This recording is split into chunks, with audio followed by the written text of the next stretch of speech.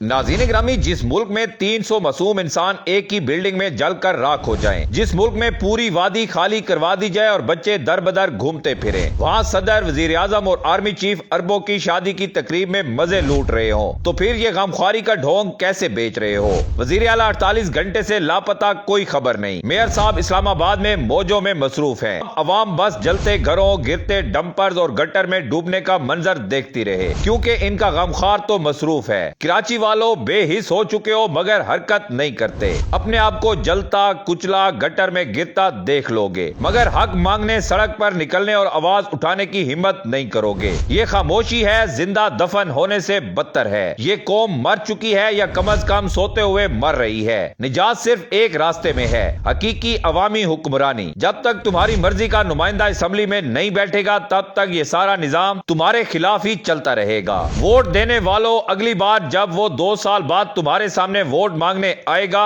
तो याद रखना, जो आज तुम्हारा गम नहीं सुनता वो कल तुम्हारा काम भी नहीं करेगा। सिर्फ वही तुम्हारी फिक्र करेगा जिसे तुम दोबारा वोट दोगे। अपनी मर्जी का, अपने दर्द का नुमाइंदा चुनो, वरना ये सिलसिला चलता रहेगा और हम इसी तरह जलते रहेंगे।